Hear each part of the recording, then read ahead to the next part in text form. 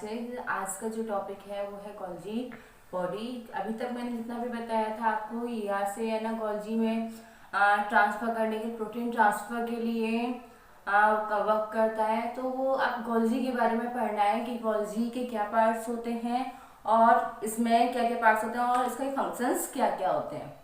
तो आइए चलिए देखते हैं। गोल्जी बॉडी की बात करूं तो गोल्जी बॉडी है गोल्जी कॉम्प्लेक्स। इसकी सबसे पहले जो डिस्कवरी की थी,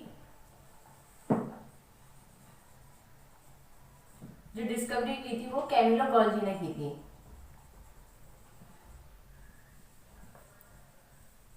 कैमिलो गोल्जी थे जिन्होंने डिस्कवर किया था। इस वजह से लास्ट में गोल्जी, इन्हीं के नाम पर इस ऑर्गेनेल का नाम क्या पड़ गया, गोल्जी कॉम्प्लेक्स। अब अदर नेम इसमें हम कुछ लोग इसे गोल्जी कॉम्प्लेक्स भी कहते हैं, कुछ गोल्जी बॉडी भी कहेंगे, कुछ उसे गोल्जी एपरेटस भी कहेंगे। प्लांट्स की बात करूं तो प्लांट्स में गोल्जी कॉम्प्लेक्स को डिक्टियोसोम्स कहते हैं।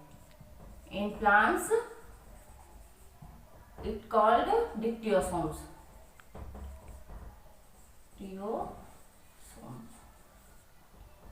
ठीक है, प्लांट्स में से डिक्टियोसोम्स कहते हैं। एक इसे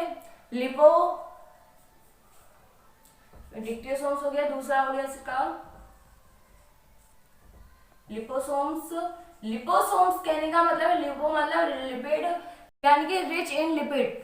वो कॉम्प्लेक्स जो लिपिड से रिच रहता है उसे लिपोसोम, इसलिए इसका नाम हमने क्या रख दिया, लिपोसोम रख दिया। सेकेंड बात आती है, जो आपका ये गोल्जी बॉडी है वो प्रोकैरियोटिक्स में एब्सेंट रहता है, यूकैरियोटिक में प्रेजेंट है। यूकैरियोटिक में ये सिंगल मेम्ब्रेन होती है और प्रोकैरियोटिक में ये एब्सेंट रहता है। यूकैरियोटिक में कुछ और चीजें भी होती हैं जहां पर ये प्रेजेंट नहीं रहता है, जैसे कि फॉर एग्जांपल के लिए अगर मैं बात करूं आरबीसी, जिसमें ये प्रेजेंट नहीं है, आरबीसी हो गई आपकी। सेकेंड हो गई प्लांट्स में फ्लोएम या सीव ट्यूब्स होती हैं, उसमें एब्सेंट रहता है। एल्गी हुआ, ब्रायोफाइट्स हुए एंड टेरिडोफाइट्स, इनमें आपका गोल्जी कॉम्प्लेक्स प्रेजेंट नहीं होता है। क्लियर? मैं बात करती हूँ यहाँ पर आपको गोल्जी कॉम्प्लेक्स की, ये आपको पूरा हो गया जिसमें आपको बता दिया, सॉरी यहाँ पे आपको बता दिया कि कहाँ कहाँ प्रेजेंट होता है और कहाँ कहाँ प्रेजेंट नहीं होता है। सेकेंड बात आती है अब इसके स्ट्रक्चर की। गोल्जी बॉडी की अगर मैं स्ट्रक्चर की बात करूं या गोल्जी कॉम्प्लेक्स की मैं स्ट्रक्चर की बात करूं तो देखिए, इसमें आप यहाँ पे देख रहे हैं कि इसके ये गोल्जी कॉम्प्लेक्स है, इस साइड मान लो ईआर प्रेजेंट है और इस साइड इसकी प्लाज्मा मेम्ब्रेन है। ठीक है, इस साइड प्लाज्मा मेम्ब्रेन।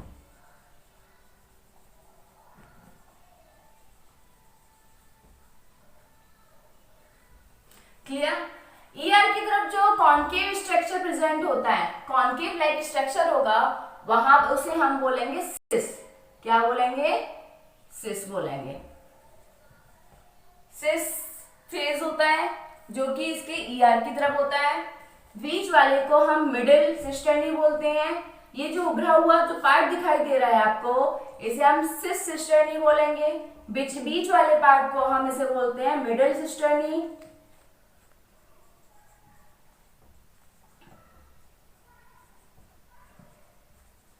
क्लियर? और जो लास्ट का होता है कॉनकेव वाला, ये वाला जो पार्ट है ये तो हो गया कॉनकेव, सॉरी कॉन्वेक्स, कॉन्वेक्स। ठीक है, जो ईआर की तरफ होता है। अब ये जो प्लाज्मा मेम्ब्रेन की तरफ होता है कॉनकेव टाइप में, उसे बोलते हैं ट्रांसिस्टर्नी। क्या बोलते हैं? ट्रांसिस्टर्नी। क्लियर? ये रहा आपका सेकेंड इसमें ये होते हैं जो आपके ये सिस्टर्नी वाला पार्ट हो गया। बीच में इसके लिक्विड टाइप का मटेरियल फिल्ड रहता है जिसे नोड बोलते हैं। क्या बोलते हैं? नोड, जो इसके मिडिल पार्ट में यानी कि लिक्विड टाइप पार्ट में फिल्ड होता है। क्लियर? सिस्टर्नी की अगर मैं स्ट्रक्चर देखूं तो ये देखो एक के ऊपर एक है, यानी कि एक सिस्टर्नी हो गई, दूसरी हो गई, तीसरी है, तीसरी हो गई, चौथी हो गई, तो ये मतलब 4 से 5 सिस्टर्नी एक साथ होती हैं। तो ये स्टॉक में पैरेलल रहती हैं।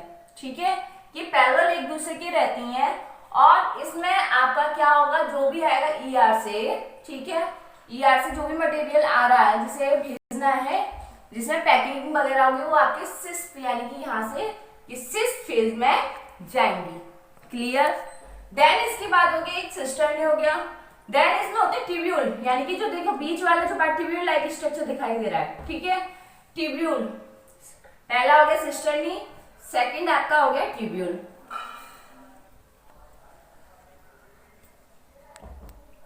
ट्यूब्यूल क्या होता है, ये ब्रांच लाइक स्ट्रक्चर दिखाई दे रहा है और शेप में कैसा होता है, इररेगुलर शेप होता है, ठीक है। सिस्टर्नी सॉरी गोल्जी कॉम्प्लेक्स में पहला सिस्टर्नी, सेकंड जो पार्ट है ये बना होता है ट्यूब्यूल्स का बना होता है, जो ब्रांच लाइक स्ट्रक्चर होता है और इररेगुलर शेप का होता है। देन थर्ड आता है वेसिकल्स।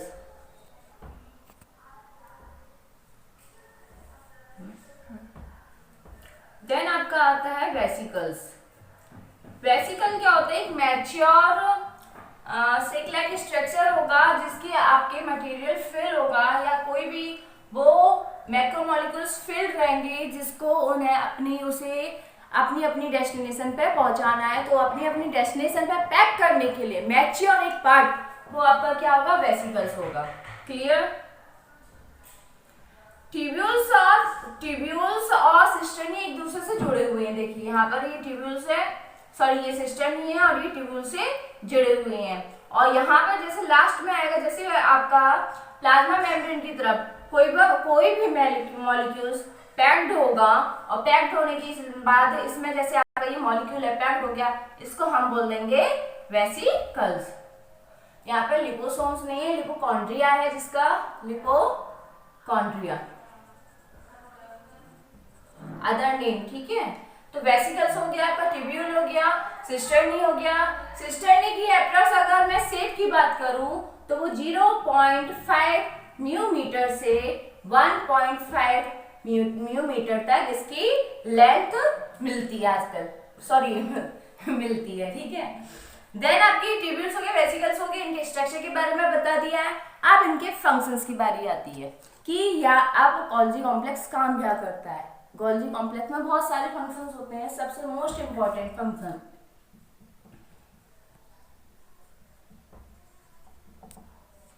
सबसे पहले जो मैं स्टार्टिंग आपको बाकी अदर वीडियो में बताया है कि गोल्जी कॉम्प्लेक्स से क्या होता है, मैक्रोमोलिक्यूल्स जितने भी हैं वो सारे पैक होते हैं और उनकी डेस्टिनेशन पे पहुंचाया जाता है। तो ये सीक्रेशन का भी काम इसका होता है,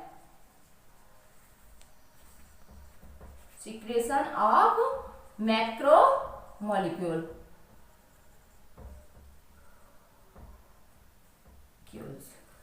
मैक्रोमोलिक्यूल्स आपके यहाँ से ट्रांसफर हो रहे हैं, इसलिए ट्रैफिकिंग पुलिस का काम भी यही कर रहा है, यही आपको बताया कि कौन से मॉलिक्यूल्स हैं, कहाँ जाएंगे और कहाँ नहीं। फॉर एग्जांपल के लिए मैं बता दूं आपको कि जैसे कि आपके यहाँ पर इस वेसिकल्स में कुछ मैक्रोमोलिक्यूल्स हैं जिसको मुझे भेजना है लाइसोसोम के पास में। क्लियर, कहाँ भेजना है, लाइसोसोम के पास में। तो मैंने बताया था इनके पास रिसेप्टर्स होते हैं, तो लाइसोसोम के पास इसे भेजने के लिए यहाँ पे जो रिसेप्टर की जो रिक्वायरमेंट होगी वो रिसेप्टर होगा मैनोज 6 फॉस्फेट। मैनोज 6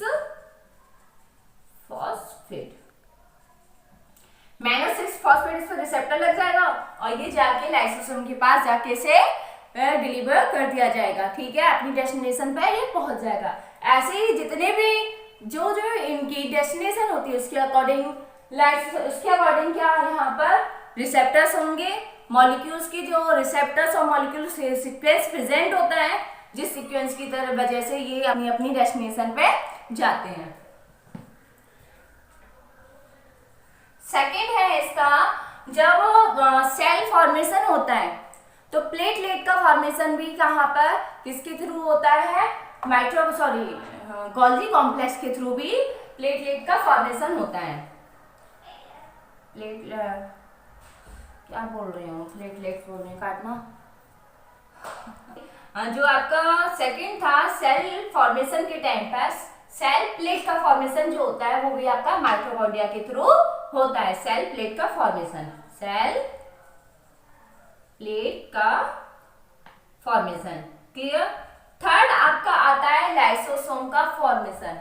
लाइसोसोम का फॉर्मेशन भी आपका माइटोकॉन्ड्रिया के थ्रू होता है जी। आपके वेसिकल्स फॉर्मेशन होते हैं, इन्हीं वेसिकल्स के अंदर आपके हाइड्रोलाइज्ड एंजाइम्स प्रेजेंट होते हैं जो कि आपके लाइसोसोम का फॉर्मेशन करते हैं।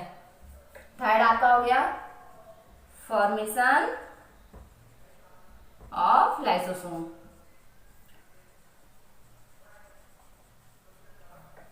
देन आपका फोर्थ आता है फॉर्मेशन ऑफ एक्रोसोम। एक्रोसोम जैसे कि एक्रोसोम है, फॉर्मेशन ऑफ एक्रोसोम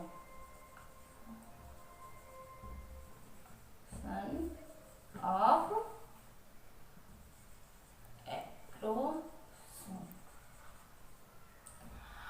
एक्रोसोम का फॉर्मेशन स्पर्मेटोजेनेसिस के प्रोसेस के टाइम पर एक्रोसोम एक टिप लाइक स्ट्रक्चर जैसे स्पर्म में, ये आपका स्पर्म है,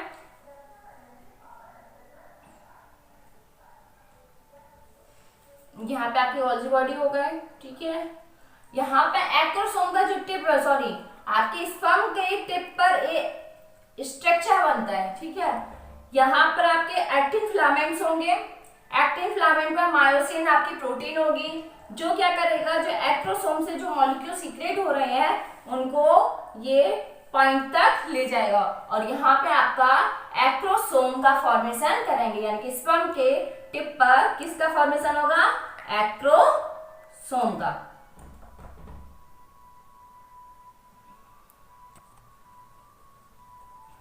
एक्रोसोम का। यहाँ तक मैंने गोल्जी कॉम्प्लेक्स के बारे में बता दिया है।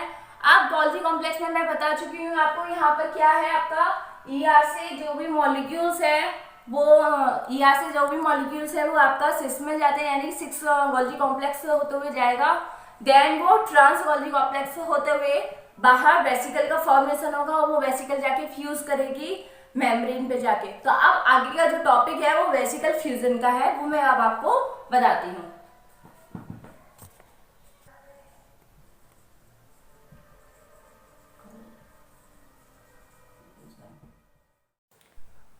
हेलो स्टूडेंट्स, आज का जो टॉपिक है वो आपका है वेसिकल फ्यूजन।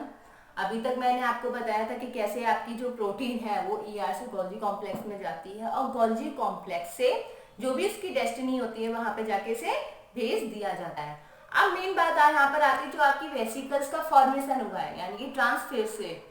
जब हमने गोल्जी का बताया था, गोल्जी के डायग्राम के थ्रू बताया था कि जो ट्रांसफेज होता है कहाँ पर होता है, जो आपकी प्लाज्मा मेम्ब्रेन की तरफ ट्रांसफेज होता है, वहां से वेसिकल का फॉर्मेशन होता है और वो वेसिकल फिर उसे उसकी डेस्टिनेशन पे पहुंचा दिया जाता है। तो यहाँ पे जो वेसिकल है वो अदर जो जहां उसकी डेस्टिनेशन है वहां की मेम्ब्रेन से कैसे फ्यूज करेगी वो मैं अब आपको इस वीडियो में बताऊंगी। सबसे पहले क्या यहाँ पे वेसिकल फ्यूजन के लिए 2 रिसेप्टर की रिक्वायरमेंट होगी, ट्रांस मेम्ब्रेन रिसेप्टर जो मेम्ब्रेन पे प्रेजेंट होगा और सेकेंड होगा वेसिकल ट्रांसपोर्ट रिसेप्टर जो कि नाम से पता चल रहा है वेसिकल के जो आपकी वेसिकल बनी होगी वहां पर रिसेप्टर ये प्रेजेंट होगा। होता क्या है, सबसे पहले इन दोनों चीजों को सबसे पहले ये चाहिए कि जब किसी चीज को हम किसी वेसिकल को हम क्या कर रहे हैं, भेज रहे हैं, तो सबसे पहले क्या इसे वेसिकल को ये रिकॉग्नाइज करना है कि जो मेरा वाला जो रिसेप्टर है ट्रांसपोर्ट, मेरा वाला जो टारगेट मेम्ब्रेन रिसेप्टर है वो मैंने सही तरीके से ढूंढा है या नहीं ढूंढा। अगर सही तरीके से ढूंढ लिया देन उस पर जाके वो फिर उसके बाद वो उससे जाके अटैच होगी।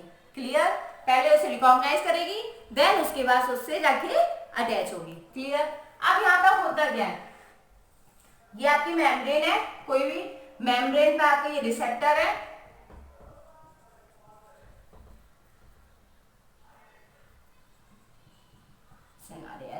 ये आपका वेसिकल है और वेसिकल के अंदर आपकी कोई भी मैक्रोमोलेक्यूल फिल है और यहाँ पर रिसेप्टर है आपका VSNA-RS।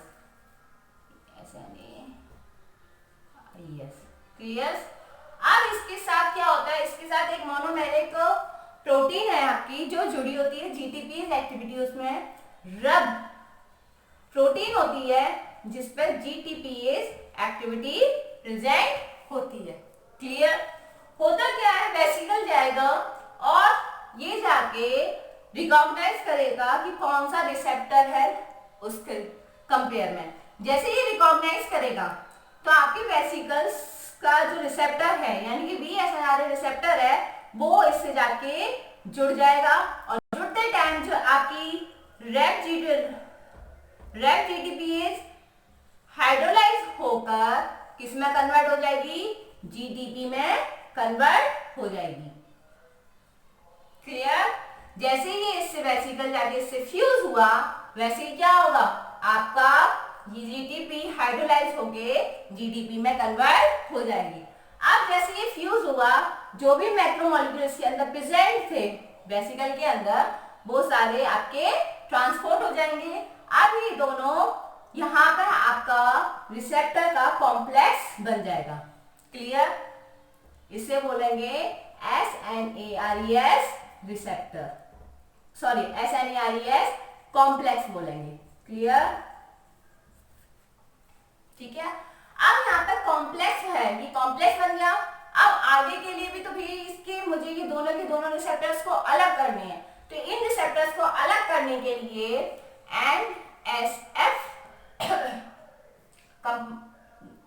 SNF मॉलिक्यूल्स का हम लोग SNF मॉलिक्यूल्स के पास ATP NSF का मतलब है नॉन सेंसिटिव फैक्टर। क्या इसका है? NSF का मतलब है नेम सेंसिटिव फैक्टर। क्लियर? इसके पास क्या होती है, इसके पास ATPase एक्टिविटी होती है। क्लियर? ये करता क्या है, NSF अपना एक अटैचमेंट प्रोटीन उसकी होती है इसके साथ SNAPS।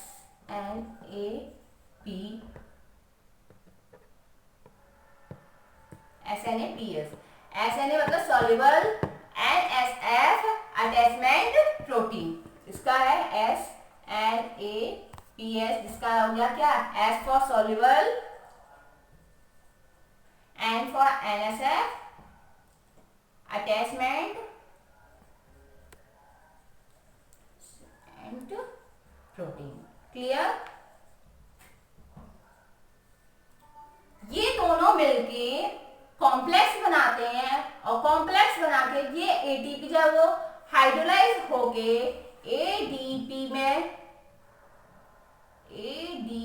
कन्वर्ट हो जाता है, वैसे ही ये आपके जो भी दोनों रिसेप्टर हैं वो दोनों रिसेप्टर अलग अलग हो जाएंगे। क्लियर? मैं दोबारा बताती हूँ। सबसे पहले वेसिकल्स का फॉर्मेशन हुआ, वेसिकल के ऊपर आपका वेसिकल ट्रांसपोर्ट रिसेप्टर प्रेजेंट होगा, वो रिसेप्टर के साथ आपके साथ उसके साथ रेड GTPase भी प्रेजेंट होगा। जैसे ये रिकॉग्नाइज कर लेती है अपना टारगेट मेम्ब्रेन के रिसेप्टर को, वैसे ही रेड GTPase आपका हाइड्रोलाइज होकर रेड GTP में कन्वर्ट हो जाता है और फिर आपकी जो वेसिकल्स है वो मेम्ब्रेन से जाके फ्यूज हो जाती है। जैसे ही वो मेम्ब्रेन में जाके फ्यूज होती है, मेम्ब्रेन वेसिकल के अंदर जितना जो भी मैक्रोमोलिक्यूल था वो ट्रांसपोर्ट कर दिया जाता है। देन आपके वेसिकल ट्रांसपोर्ट रिसेप्टर और टारगेट मेम्ब्रेन रिसेप्टर का आपका कॉम्प्लेक्स बनता है, उस कॉम्प्लेक्स को हम SNRAS कॉम्प्लेक्स कहते हैं। अब इन SNRAS कॉम्प्लेक्स को अलग करने के लिए NSF और SNAPS की जरूरत होती है। NSF आपका नेम सेंसिटिव फैक्टर होता है जो सॉल्युबल अटैचमेंट प्रोटीन से जुड़कर आपके दोनों रिसेप्टर्स को हाइड्रोलाइज करके, मतलब ATP का हाइड्रोलाइज करके उन दोनों मॉलिक्यूल्स को, उन दोनों रिसेप्टर्स को अलग करता है। ऐसे ही आपकी ये जो भी है आपका जो वेसिकल्स है उनका आपका फ्यूजन होता है। क्लियर? अगर आपको ये वीडियो पसंद आती है तो please like and subscribe and share. Thank you.